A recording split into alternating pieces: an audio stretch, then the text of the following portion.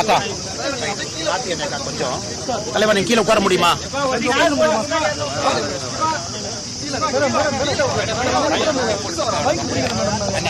புரிஞ்சுட்டேன் தலைவரை கொஞ்சம் உட்கார்ந்து பிடிங்க தலைவர். அவ்வளவுதான் வெரி குட். பார்த்து பார்த்து தலைவர் பார்த்து மேனேஜ் பண்ணிக்கலாம். அட்ஜஸ்ட் பண்ணுங்க.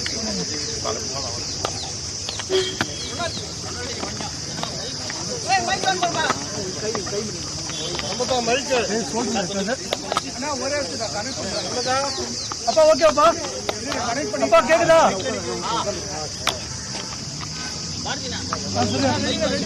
சரிப்பா கை ரெண்டும் வைட்டுடா.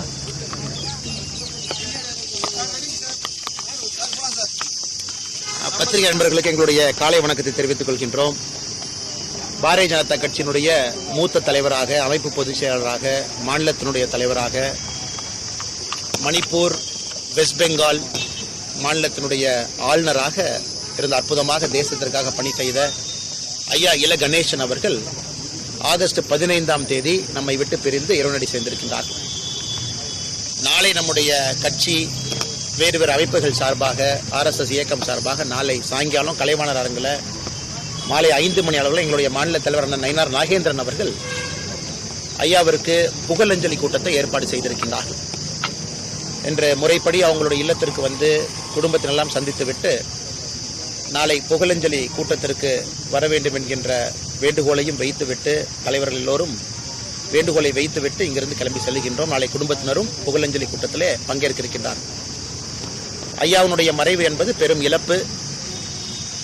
என்னுடைய தூரதிர்ஷ்டம் ஆகஸ்ட் 15ஆம் தேதி நம்முடைய கட்சி நிகழ்ச்சி வேறொரு ஊரில் இருக்க வேண்டிய ஒரு கட்டாயம், நிர்பந்தம். அதனால் வர முடியல. இன்னைக்கு தான் நேரில் வந்து குடும்பத்தினை பார்ப்பதற்கும் ஒரு வாய்ப்பு. அதற்கு 2 நாட்களுக்கு முன்பு இலகணேசன் ஐயாவை மருத்துவமனையில் சென்று சந்தித்து விட்டு சென்றேன். மருத்துவமனையில் ஐயா வந்து சுயநனவு இல்லாமல் இருந்தாங்க. ஒரு நம்பிக்கை இருந்தது, இந்த மாதிரி ஒரு 2-3 நாட்களை ரெக்கவர் ஆயிடுவாங்கன்னு. ஆனால் ரெக்கவர் ஆகலை. அதனால் நிச்சயமாக நாளைக்கு புகழஞ்சலி கூட்டத்தில் அவரை தெரிந்தவர்கள், அவரை அறிந்தவர்கள், அவரோடு பணி செய்தவர்கள் எல்லோரும் வந்து நீங்கள் பங்கேற்க வேண்டும் என்று எங்கள் மாநில தலைவர் சார்பாக, பாரதிய ஜனதா கட்சி சார்பாக, பத்திரிகை நண்பர்கள் மூலமாக இந்த அன்பு வேண்டுகோளையும் உங்களுக்கு வைக்கின்றோம். அதை தாண்டி உங்களுக்கு கேள்வி இருக்கும், கேளுங்கன்னா பதில் சொல்லுங்கள். தமிழகத்திலிருந்து மிக முக்கியமாக துணை குடியரசுத் தலைவராக சிபி ராதாகிருஷ்ணன் அவர்கள் வேட்பாளராக அறிவிக்கப்பட்டிருக்கிறாரு. எப்படி பார்க்குறீங்க? குறிப்பாக திமுகவும் இதுக்கு ஆதரவு தெரிவிக்கணுன்ற கோரிக்கை நீங்களும் ட்விட்டரில் வச்சிருக்கீங்க. அண்ணா, நம்முடைய மதிப்பு மிகுந்த மகாராஷ்டிராவினுடைய ஆளுநராக இருக்கக்கூடிய அண்ணன் சிபி ராதாகிருஷ்ணன் அவர்கள் இன்று காலையில் புதுடெல்லியில் குடியரசுத் தலைவர், துணை தலைவருக்கான தேர்தலுக்கான வேட்பு மனுவை தாக்கல் பண்ணியிருக்கிறாங்க டெல்லியில் இன்று காலையில். மிகுந்த மகிழ்ச்சியான ஒரு விஷயம். உறுதியாக அண்ணன் சிபிஆர் அவர்கள் NDA கூட்டணி சார்பாக நிறுத்தப்பட்டிருக்கின்றார். நம்முடைய பாரதத்தினுடைய பிரதமர் நரேந்திர மோடி ஐயாவே பேர சொல்லியிருக்கிறாங்க. எங்களுடைய தேசிய தலைவர் நட்டாஜி அவங்க வழிமொழிஞ்சிருக்கிறாங்க.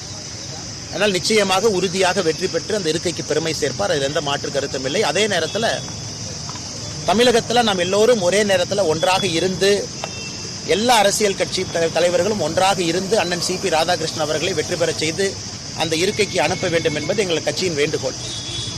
இதற்கு முன்பு பிரதீபா பட்டேல் அம்மையார் அவர்கள் காங்கிரஸ் சார்பாக குடியரசுத் தலைவர் தேர்தல் நிறுத்தப்பட்ட பொழுது அப்பொழுது NDA கூட்டணியில் இருந்த சிவசேனா பால் தாக்கரே அவர்கள் நம்முடைய கூட்டணியின் சார்பாக இண்டிபெண்டன்ட் வேட்பாளராக பைராங் சிங் சேகாவத் அவர்கள் நிறுத்திய பொழுது, ஆனால் எங்கள் மராட்டியனுடைய மகள் மகாராஷ்டிராவுடைய மண்ணிலிருந்து வந்திருக்கக்கூடிய பிரதீபா பட்டேலுக்கு நாங்கள் ஆதரவு கொடுப்போம் என்று சிவசேனா அவர்கள் நம்ம கூட்டணியிலிருந்து பிரதீபா பட்டேல் அவங்களுக்கு ஆதரவு கொடுத்தாங்க. அந்த சரித்திரமும் நமக்கு தெரியும். அதனால் நிச்சயமாக திராவிட முன்னேற்ற கழகமாக இருக்கட்டும், இந்தி கூட்டணியுடைய தலைவர்களாக இருக்கட்டும், இதில் அரசியல் எதுவும் பார்க்காம அண்ணன் சிபிஆர் அவர்களோடு நிற்பார்கள் என்கின்ற நம்பிக்கை இருக்கு. அதே நேரத்தில் இன்னைக்கு நம்முடைய தமிழகத்தினுடைய முதலமைச்சர் அண்ணன் ஸ்டாலின் அவர்கள் எல்லோருமே இந்தி கூட்டணி சார்பாக நிறுத்தப்பட்டிருக்கக்கூடிய வேட்பாளருக்கு ஆதரவு தெரிவிச்சிருக்கிறார். ஆனால் நம்மை பொறுத்தவரை நல்ல வேட்பாளர் தான். சுப்ரீம் கோர்ட்டினுடைய ஜட்ஜா இருந்தவங்க, பல பணியில் இருந்தவங்க வந்திருக்கிறாங்க. ஆனால் இன்னைக்கு நம்முடைய சிபிஆர் அண்ணனை பொறுத்தவரை கான்ஸ்டிடியூஷனல் மேட்டர்ஸ் நம்ம ஏற்கனவே சொல்லியிருக்கிறோம். ஆளுநராக, மெம்பர் ஆஃப் பார்லிமெண்டராக இருந்து பல மாநிலத்தில் பெரும் பெயரை வாங்கியவர். ஜார்க்கண்டில் எதிர்க்கட்சி நண்பர்கள் சொல்றாங்க அருமையான மனிதர். மகாராஷ்டிராவில் சிவசேனா, இன்னைக்கு இந்தி கூட்டணியில் இருக்கக்கூடிய அந்த சிவசேனா, பிரிவு சிவசேனா, அவங்களும் சொல்றாங்க நல்ல மனிதர்னு. அதனால் முதலமைச்சர் அவர்களுக்கு நேரம் இருக்கிறது தன்னுடைய கருத்தை மறுபரிசீலனை செய்வதற்கு. நிச்சயமாக அண்ணன் சிபி ராதாகிருஷ்ணன் அவர்களுக்கு தமிழகத்திலிருந்து ஏகமனதாக ஒருமித்த ஆதரவு கிடைக்கும் என்கின்ற நம்பிக்கை எங்களுக்கு. RSS சேர்ந்தவர், அதே போல தமிழர் என்ற ஒற்றை காரணத்திற்காக பாஜகவை சேர்ந்தவரை நம்ம ஆதரிக்கக்கூடிய சூழல் இல்லைன்ட்டு TK இளங்கோவன் திமுக தரப்புல சொல்லியிருக்காங்க. அண்ணா, அதாவது மனம் இருந்தால் மார்க்கம் உண்டுங்கண்ணா. சிபி ராதாகிருஷ்ணன் அவர்களை பொறுத்தவரை இந்த அறிவிப்புக்கு சில நாட்களுக்கு முன்பு தான் மாநிலத்தினுடைய முதலமைச்சர் அண்ணன் மு க ஸ்டாலின் அவங்களை சந்திச்சாங்க. காரணம், அவங்களுடைய குடும்பத்தில் நடந்த சில நிகழ்வுகள்லாம் போய் கேட்டுட்டு வந்தாங்க. ஆனால் சிபி ராதாகிருஷ்ணன் அவர்களை பொறுத்தவரை, அண்ணனை பொறுத்தவரை எல்லா கட்சிகளிடம் அன்பு பாராட்டி நட்பு பாராட்டி இருக்கக்கூடிய ஒரு மனிதர். RSS அமைப்பிலிருந்து வந்தவர் 1973 பயணம் செய்து கொண்டிருக்கின்றார்கள். அதில் எந்த மாற்று கருத்தும் இல்லை. RSS அமைப்பு என்றுமே அண்ணன் CPR அவர்களுக்கு பலமாக இருந்திருக்கிறது. CPR அவர்கள் RSS அமைப்பிற்கு பலமாக தொண்டனாக இருந்திருக்கின்றார்கள். இன்னைக்கு குற்றம் சாட்ட வேண்டும் என்பதற்காக இதையெல்லாம் குற்றமாக சொன்னால் அதை ஏற்றுக்க முடியாதுன்னா யாரும் ஏற்றுக்க மாட்டாங்க. அதனால் RSS அமைப்பினுடைய ஒரு உந்துதலால், உத்வேகத்தால் தேசிய பணிக்கு CPR அவர்கள் வந்திருப்பது CPR அண்ணனுக்கும் பெருமை, RSS இயக்கத்திற்கும் பெருமை. அப்படித்தான் நாங்கள் பார்க்கிறோம்.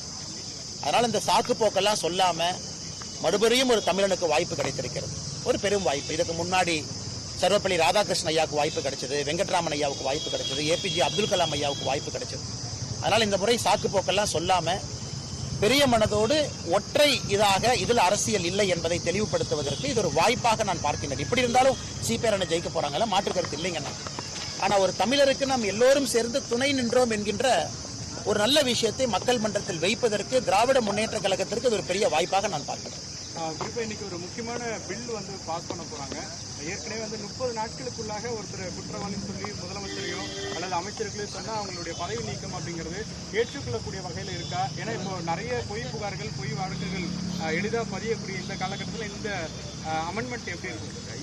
ஆனா இந்த கான்ஸ்டிடியூஷனல் இந்த புது அமெண்ட்மெண்ட் இன்னைக்கு பாராளுமன்றத்திலே தாக்கல் செய்யப்படுவதாக பத்திரிகை நண்பர்கள் நீங்க சொல்லிட்டு இருக்கிறீங்க. அதுல நீங்க வச்சிருக்கிறது படி நான் சொல்றேங்கன்னா, இது பிரதம மந்திரியில் ஆரம்பித்து பிரதம மந்திரி, கேபினட், கவுன்சில் ஆஃப் மினிஸ்டர்ஸ், ஒரு நாட்டினுடைய முதலமைச்சர், மாநிலத்தினுடைய கவுன்சில் ஆஃப் மினிஸ்டர்ஸ் எல்லோருக்கும் பொருந்தக்கூடிய ஒரு சட்டம்.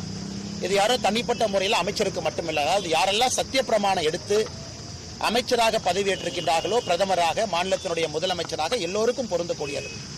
இதற்கு முன்பு பல விஷயத்தை பார்த்தோம். டெல்லியில ஒரு அமைச்சர் பழங்காலமாக ஜெயிலில் இருக்கிறாரு, ஆனா அமைச்சராக கன்டினியூ பண்ணாரு. தமிழகத்துல பார்த்தோம், திராவிட முன்னேற்ற கழக ஆட்சியில ஒரு அமைச்சர் ஜெயில பலகாலமா இருந்தாரு, கடைசியில தான் நீக்கினாங்க.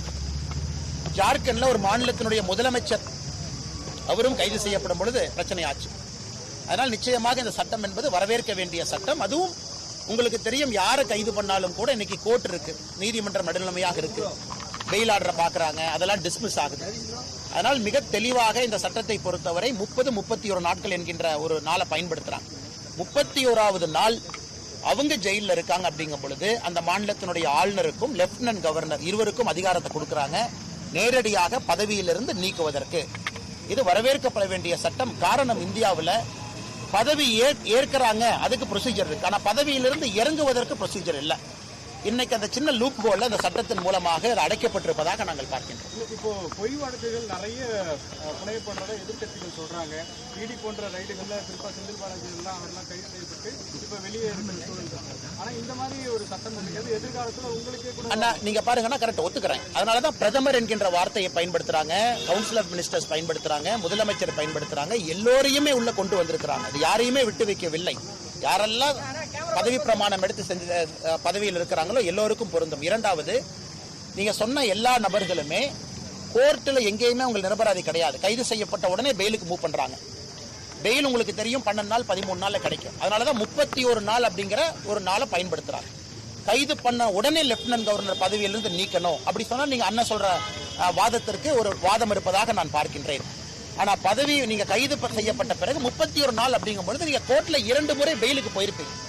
லோவர் கோர்ட்ல ஒரு பெயிலுக்கு போயிருப்பீங்க, அப்பீல் ஒரு பெயிலுக்கு போயிருப்பீங்க. அதனால தான் 31 நாட்கள் என்கின்ற வரைமுறை வச்சிருக்கிறாங்க.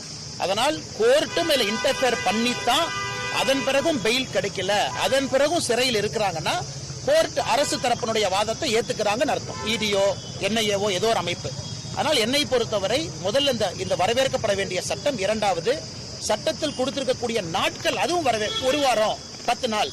ஆமா, நீங்க சொல்றதுல ஒரு நியாயம் இருக்கு, ஆர்குமெண்ட் சேக். ஆனா 31 நாளுங்கும் பொழுது நீங்க பெயில் ஆப்ஷனும் எக்ஸசைஸ் பண்ணிருப்பீங்கல்லங்கண்ணா. அப்ப கோர்ட்டு தலையீட்டின் பேர்ல தானே அவங்க வந்து ஜெயில இருக்காங்க. அதனால இந்திய ஜனநாயகத்துல மக்களுக்கும் ஒரு நம்பிக்கை வரணும்ல. நான் ஓட்டு போட்டவங்க தப்பு பண்ணா சிறைக்கு போறாங்க, தப்பு பண்ணா அமைச்சரா இருக்க மாட்டாங்கிற மக்களுக்கும் நம்பிக்கை கொடுக்கணும். அதுவும் ஜனநாயகத்துல முக்கியமான ஒரு பங்கு. அதை நம்முடைய அரசு செய்திருப்பதாக நாங்கள் பார்க்கின்றோம். ஆனா இப்போ தீர்ப்பு வர்றதுக்கு எவ்வளவு நாள் ஆகும்னு ஒரு காலக்கெடு இல்லாத சூழல்ல அவங்களால மீண்டும் பதவி ஏற்கிறதுக்கு ஒரு முடியாத சூழல் இருக்கும். அது ஜனநாயகத்துக்கு எதிரானதா பார்க்கலாம். அண்ணா ஜெயில இருக்கும்போது நம்ம சொல்றோங்கண்ணா, ஜெயில இருக்கும்போது நம்ம சொல்றோம் அவங்க சிறையில 31வது நாள் இருக்கிறாங்க. லெப்டினன்ட் கவர்னர் அந்த பதவியிலிருந்து டிஸ்மிஸ் பண்ணிடுறாங்க. சிறையிலிருந்து வெளியே வந்து விடுகின்றார்கள். சிறையிலிருந்து வெளியே வந்து விடுகின்றார்கள் என்றால் அது பொருந்தாது. இது எப்பனா ஒரு மினிஸ்டர் சிறையிலேயே 1 வருஷம் இருக்கிறாங்க. ஆம் ஆத்மி கட்சியில் ஒருத்தர் இருந்தார், 1.5 வருஷம் இருந்தார். தமிழ்நாட்டில் இங்க திமுக ஆட்சியில் ஒரு அமைச்சர் ரொம்ப நாள் ஜெயிலில் இருந்தார், 8-9 மாசம் இருந்தாங்க. அதுக்கப்புறம் தான் நீக்கினாங்க. அவர்களுக்கான சட்டம் இது.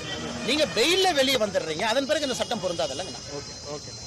ஆனா இது நாளைக்கு விஜயுடைய மாநாடு எப்படி பாக்குறீங்க? தொடர்ந்து பல விமர்சனங்களை வச்சிருக்கீங்க, நாளை எப்படி இருக்கும்னு பாக்குறீங்க? தமிழக வெற்றி கழகத்தை பொறுத்தவரை தமிழகத்தில் எல்லோரும் மாநாடு நடத்துவதற்கு உரிமை இருக்கு. மாநாடு நடத்தட்டும்.